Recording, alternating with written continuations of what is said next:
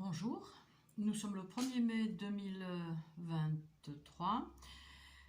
Voici la lecture du courrier dossier information envoyé à la psychiatre d'Elena Sagnol, internée de force le 14 février 2023, ainsi qu'à la psychiatre de Régis Hanen, internée de force le 21 mars 2023. Et bien sûr, il est adressé également à tous les psychiatres, cliniciens, notamment dans les hôpitaux psychiatriques. Le courrier a été envoyé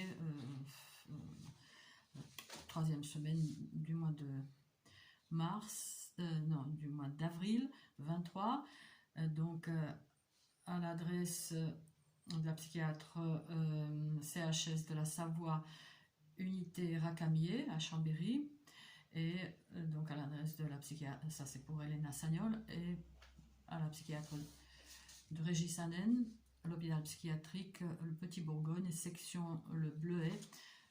Je me suis trompée de rue, mais c'est arrivé quand même. Objet. Information sur une criminalité visant à rendre fou. Devoir de savoir. Nécessité pour les professionnels de santé de reconsidérer le diagnostic, avec un C, pardon. Madame, Monsieur, merci de partager cette information avec votre chef de service et le personnel médical de votre établissement. Votre éventuel refus de prendre connaissance de l'intégralité des informations contenues dans ce dossier pourrait engager votre responsabilité professionnelle et humaine. Nous vous remercions du temps que vous voudrez prendre à lire ce dossier information sur une nouvelle forme de criminalité, vieille tout de même de plusieurs décennies, et protégée par une violente omerta.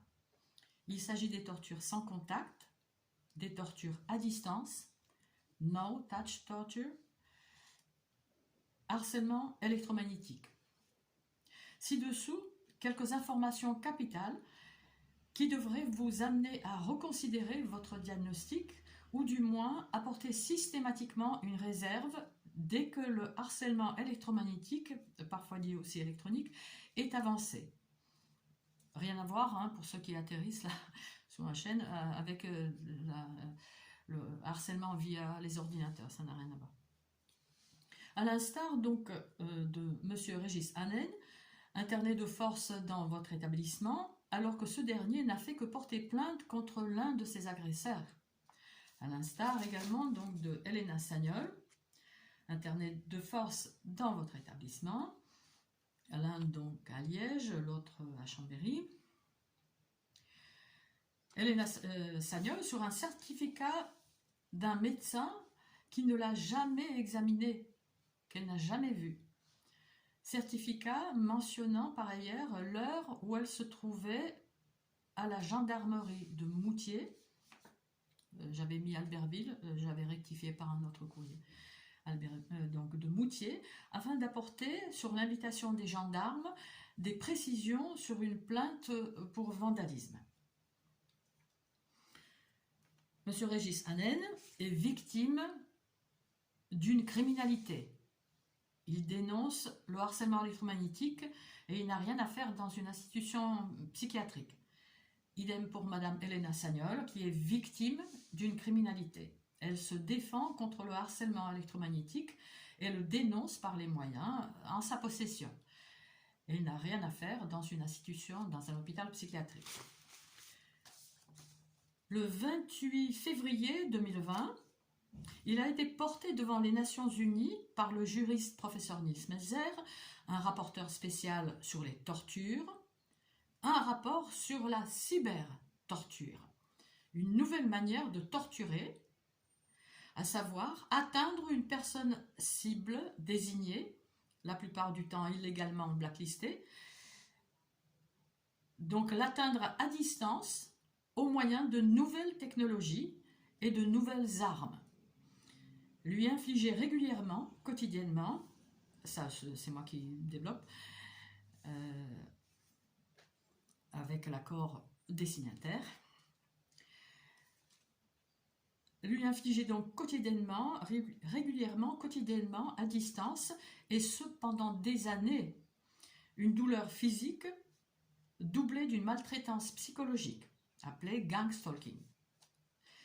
Traque, surveillance, intrusion furtive ou non, hein, dans tous ces espaces privés, dans les espaces privés de la cible.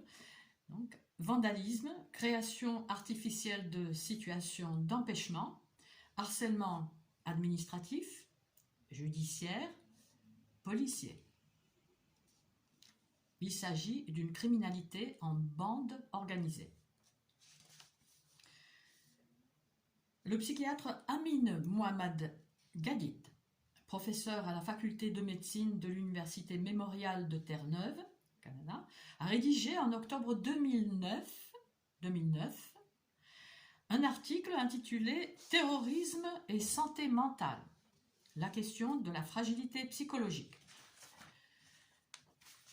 Il interroge ses confrères pour savoir comment traiter les symptômes produits artificiellement par ces nouvelles armes qui peuvent jusqu'à mimer les maladies mentales, psychiatriques. Il note qu'avec l'introduction de la technologie d'influence à distance, il peut être difficile pour un psychiatre de faire la différence entre des problèmes mentaux et physiques réels, endogènes, et ceux induits par ces technologies.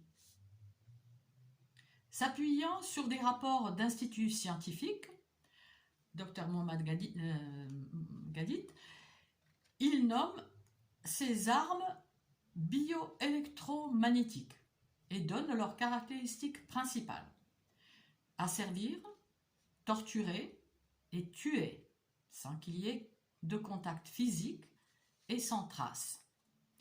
Ces armes n'étant pas détectables avant l'attaque, et d'ailleurs difficilement aussi pendant, j'ajoute, bien que ce ne soit pas insurmontable, certains types d'agressions sont visibles à travers les appareils numériques actuels.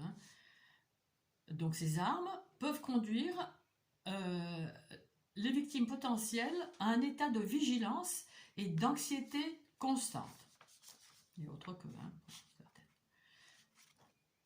Docteur Mohamed Gadit serait un mauvais psychiatre. Docteur. Les diplomates américains à l'ambassade à La Havane à Cuba ont subi en 2016 ce qui est aujourd'hui admis comme des attaques par des armes nouvelle génération opérant à distance, notamment des armes acoustiques. Même BFM en a parlé. D'ailleurs, jusqu'à parler des technologies permettant de lire dans les pensées. Les journalistes seraient-ils internés?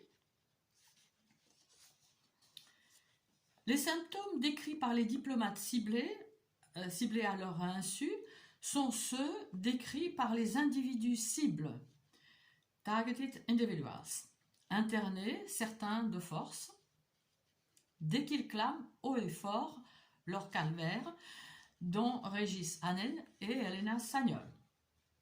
Il nous apparaît absolument capital que tout le personnel soignant en psychiatrie, avec les cadres en tête, prenne connaissance d'un document de base établi par un juriste français, Louis Freiheit. Droit comparé du harcèlement électromagnétique, nécessité d'une loi française. Droit comparé, il compare ce qui se fait ailleurs et ce qui ne se fait pas en France.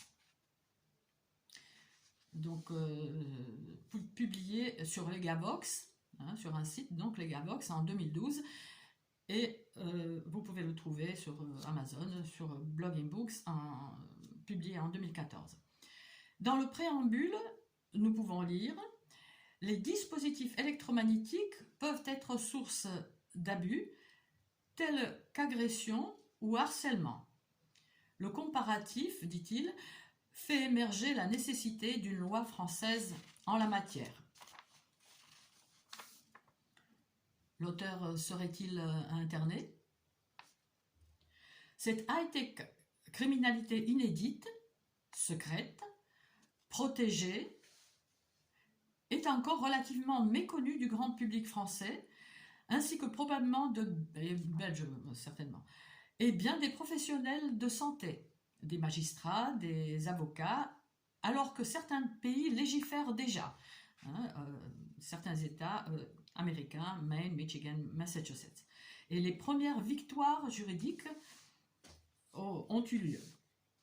La barbarie de ce crime dont M. Régis Hannen et Elena Sagnol sont victimes, à savoir du harcèlement électromagnétique, est dénoncée et parfaitement décrite par un autre de vos confrères, Dr Reinhard Mülzert, dans une notice d'information envoyée à tous les commissariats de police allemands en 2004. En voici quelques lignes significatives. La traduction est de Rudi Andria. Madame, Monsieur, depuis plus de 10 ans, en 2004, ça nous renvoie aux années 95, mais c'est déjà bien avant que ça se pratiquait. À ce propos, je pense à une connaissance qui était infirmière en psychiatrie, donc dans un hôpital psychiatrique, qui, lorsque je lui avais parlé de ce que je vivais, ça fait 9 ans déjà que ça dure, ce cirque, donc elle m'avait dit, c'est vrai, nous, dans les années 90, on se disait, et si ces gens-là avaient raison, les internés, c'était inaudible à ce moment-là. Aujourd'hui, c'est beaucoup plus compréhensible. Les gens peuvent admettre ceci. Donc, je me suis perdue un petit peu. Madame, Monsieur, depuis plus de 10 ans, donc ce qui renvoie aux années 95, en Allemagne, des hommes sont torturés dans leur foyer, à travers leurs murs, dans le plus grand secret et au mépris de l'être humain, avec des rayons électromagnétiques pulsés à haute fréquence. D'après nos recherches, il existe depuis longtemps un crime high-tech organisé. La toute nouvelle technologie à micro-ondes, en plein développement, offre de nombreuses opportunités criminelles. Depuis 2004, note le traducteur, Rudi Andria, cette effroyable technologie a évolué de façon exponentielle. Des citoyens qui ne se doutent de rien sont surveillés, c'est pas la parano, c'est pas nous, traqués, localisés, pistés et irradiés dans le but délibéré de nuire. Les motifs sont multiples et vont de simples irradiations jusqu'à des liquidations lentes et atroces. Nous connaissons, dit Dr Reinhard Mülzert, des cas que nous pouvons, sans exagération aucune, qualifier d'exécution. Les méthodes de torture sont extrêmement nombreuses et provoquent diverses réactions. Sensations de piqûres, d'aiguilles fines, de coupures de rasoir, réchauffement de diverses parties du corps, provoquant la sensation d'être grillé, ainsi que des vibrations et des déchirures, comme si on était entré dans une source de courant. Des douleurs de différents aspects, en diverses parties du corps et bien d'autres douleurs. À propos des douleurs provoquées dans diverses parties du corps, par les armes électromagnétiques et d'autres dispositifs de torture et d'attaque à distance, voici ce qui était possible de faire à un être humain déjà en 1974. Le document ci-dessous, Electromagnetic Effects on a Human Body, fut fourni probablement par accident au journaliste Curtis Waltman, qui avait demandé et obtenu des informations sur un autre sujet à la FOIA, Freedom of Information Act, FOIA.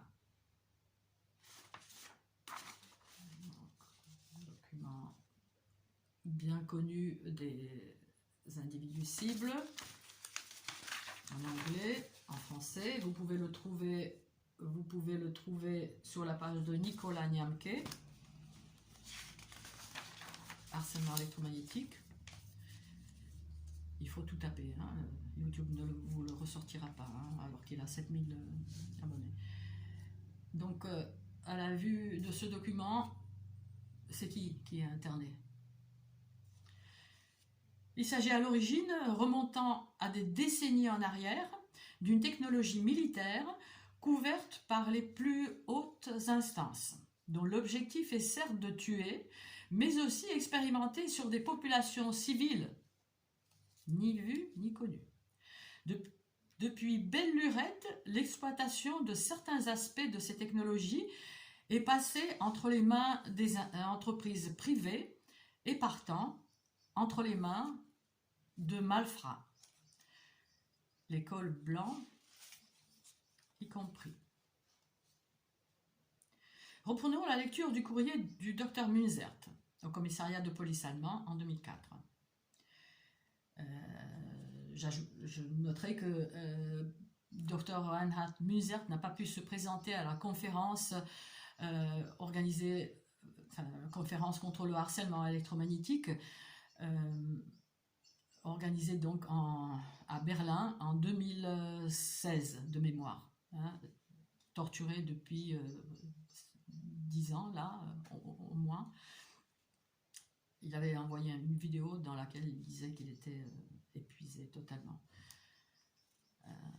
J'en profite aussi pour rendre hommage à Anne Casper, un autre individu cible décédé, à n'en pas douter, suite aux irradiations. Hein, donc, quelqu'un qui dénonçait violemment, vigoureusement cette criminalité, qui a été violemment attaquée. Paix à votre âme, Madame Anne Casper.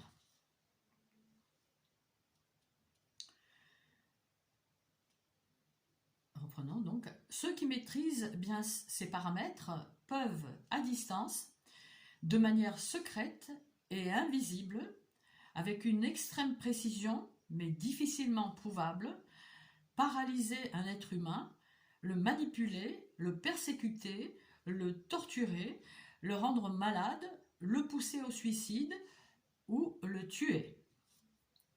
Fin de citation. Pardon. Et vu la manière d'opérer des réseaux, organiser la psychiatrisation des victimes qui osent dénoncer cette criminalité.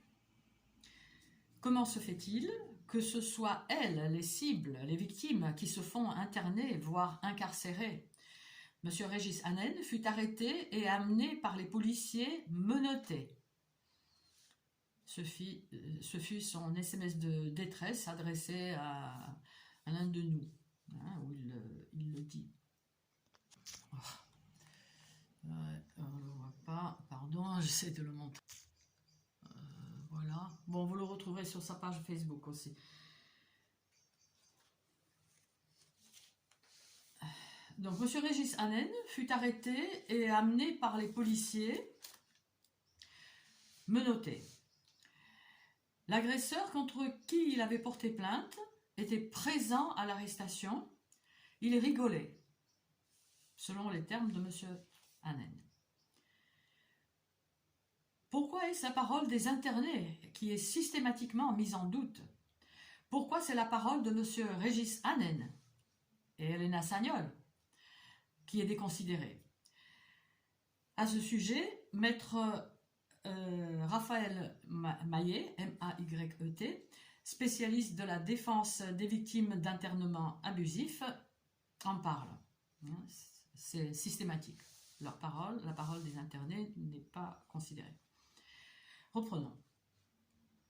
Je cite donc la notice du Dr Reinhard Munzert. Avec le savoir-faire technique adéquat, ou, j'ajoute, 20 ans plus tard, simplifié, ces violentes agressions tortures pouvant être opérées depuis un téléphone portable ou similaire, on cible de manière précise une personne au sein d'une famille, au sein d'un groupe.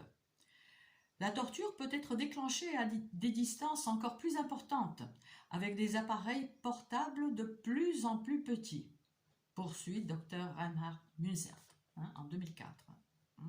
Aujourd'hui, ça tient. Enfin, grâce à des antennes intelligentes, donc les radiations sont de plus en plus sophistiquées et plus spécifiques.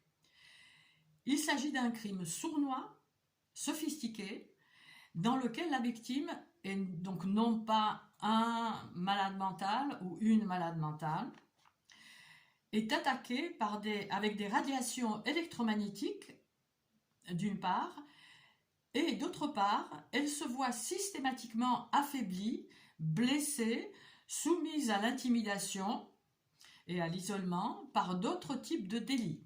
Cambriolage ne laissant aucune trace d'effraction,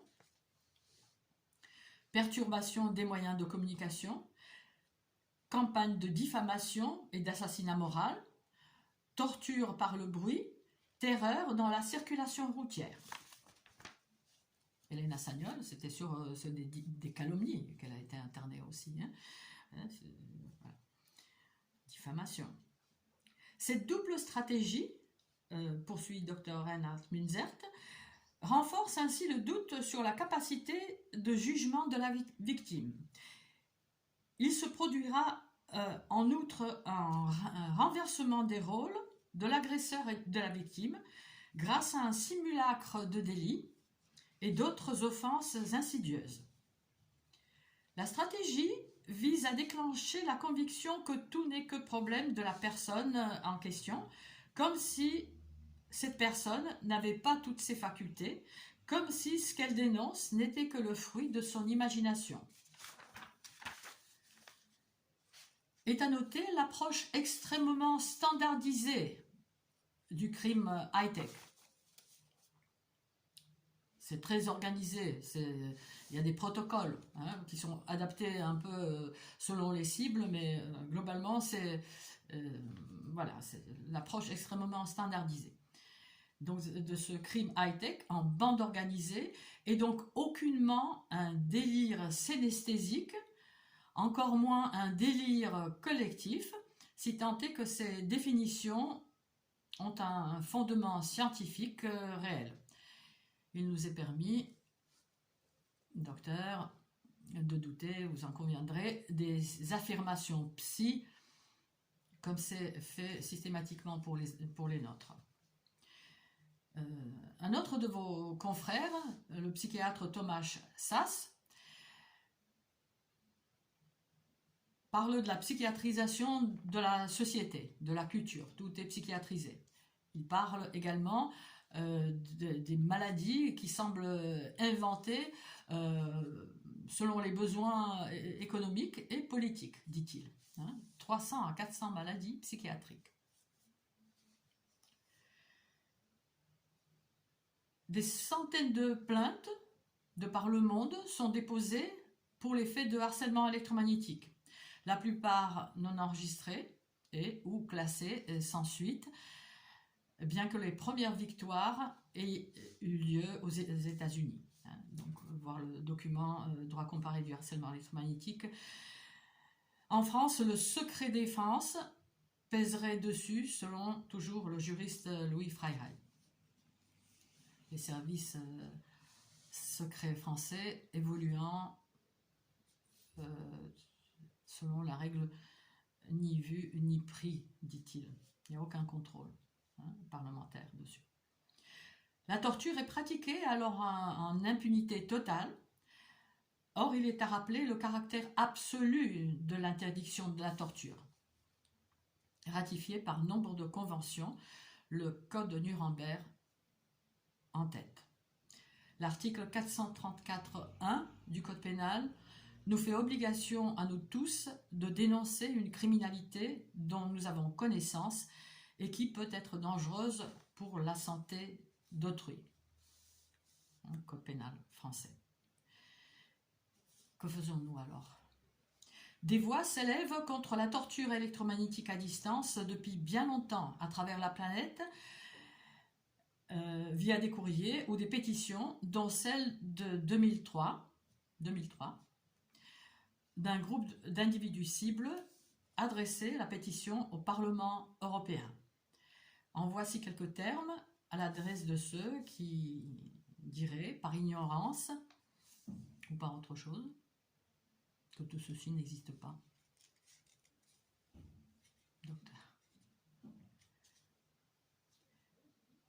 Donc je cite la pétition, des rapports d'experts, dont les rapports du Parlement européen et les publications du Comité pour l'évaluation des options technologiques et scientifiques, la STOA, paru entre 1995 et 1999, font état du développement et de la mise en circulation en continu de technologies et d'armes à énergie dirigée antipersonnelles.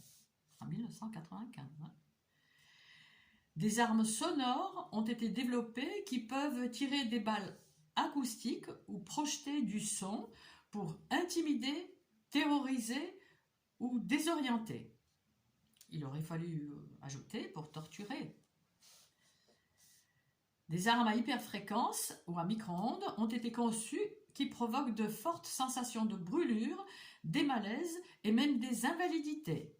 Il aurait été mieux, certes, de préciser que ça peut tuer. Hein, tout l'étal que c'est. Hein, c'est présenté comme... Enfin, bref.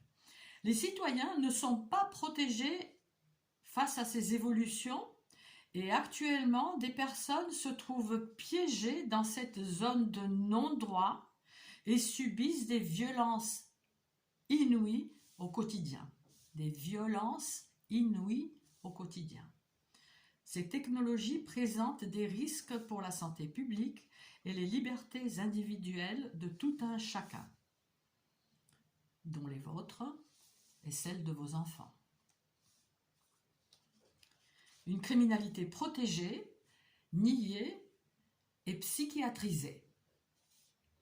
En mars 2016, le ministre polonais de la Défense, Antoni Maleciewicz, prend au sérieux les plaintes de certaines régions en Pologne contre les tortures électromagnétiques et promet une enquête. Et fait une enquête. Elle sera close pour secret défense, lui sera limogé. La torture est donc implicitement autorisée. Idem pour la France, hein, nous l'avons vu. La psychiatrisation punitive apparaît comme une arme de prédilection afin de faire taire les personnes dénonçant ce type de harcèlement criminel, dit électromagnétique, à laquelle nous, individus cibles, opposons le droit constitutionnel de la liberté d'expression. Tout citoyen peut parler, écrire, imprimer librement. Ce droit à la liberté d'expression est garanti par la Cour européenne des droits de l'homme qui précise que ce droit à dire vaut également pour tous avis ou informations, même s'il heurte, choque ou inquiète. Et on en a vu, hein, des chants de rappeurs qui choquaient, hein, je pense. Il est dès lors impossible que M. Régis Hanen et Elena Sagnol soient, eux, inquiétés, heurtés, choqués et psychiatrisés pour leur publication, pour leur vidéo, docteur, dénonçant une criminalité, le harcèlement électromagnétique, hein, dénonçant sur les réseaux sociaux. Par ailleurs, quelle serait la raison pour laquelle ce harcèlement précisément n'aurait-il pas la chance des autres? Le harcèlement scolaire, en couple, au travail, de rue, d'être déjà pris au sérieux, alors que des documents et témoignages attestant de sa réalité sont légion de par le monde. Il y a une tonne de documents, hein, en anglais, en russe, mais aussi en français. Ça commence. Quelle serait la raison pour laquelle il n'a toujours pas de cadre juridique et ne peut pas être dénoncé sans crainte de la psychiatrisation ou de l'incarcération?